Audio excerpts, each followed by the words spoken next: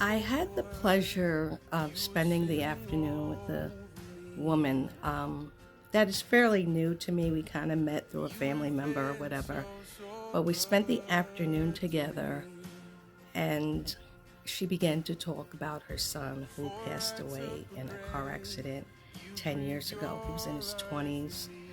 Uh, he was on his way to her house and it was a bad rainstorm and he got into an accident. He died on the scene. But she began to talk about him and just speak about him like from a mother's heart. And I just let her talk because I can't even imagine what she went through. I'm a mother. So to hear a mother talk about her son so fondly, and she talked about when the state troopers knocked on the door and she opened the door and they had white gloves on. That's how she knew that her son had passed, because her ex-husband himself was a police officer. So she kind of knew, like, you know, that I never heard that before. Thank God I never had that knock on the door, but that was just one of the details that I had never heard before. She said when she entered the door, she knew her son was gone because the state troopers had on white gloves.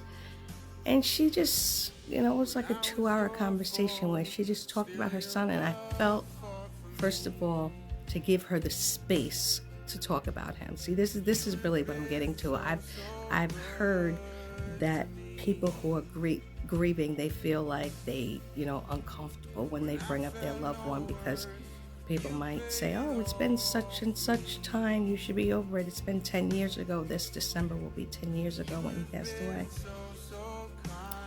But there is no time limit on grief.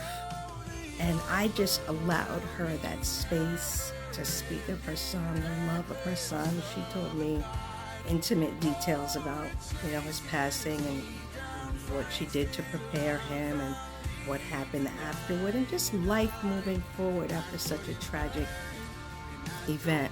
But what I took away from that conversation is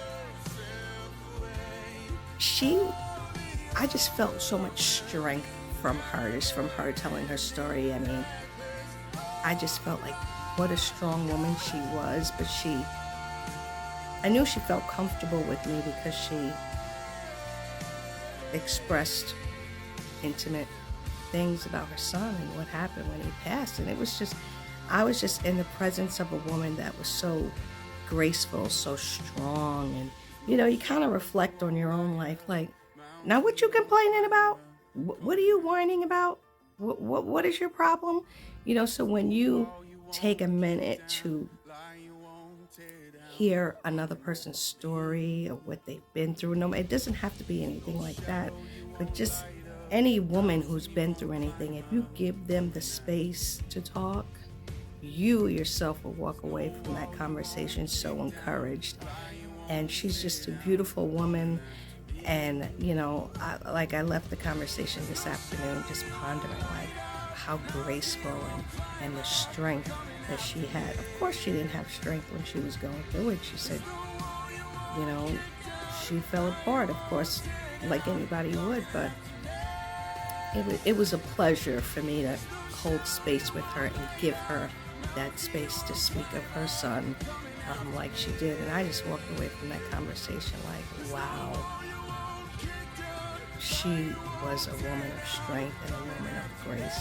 And, I was just honored that she shared what she did with me, because, she didn't have to. And it was just such a deposit from that conversation that I'm like, okay, we're going to be talking for a while. There was just a connection there that I said, I could definitely, see myself going to lunch with her, having coffee with her, or whatever. I'm just looking forward to where this relationship goes, because she's a very, very, very sweet woman, and it was just a very endearing conversation that we had, a conversation that I hope I never have to have with another person, but just, just being honored that she felt that she could share that very vulnerable and fragile and painful part of her life with me.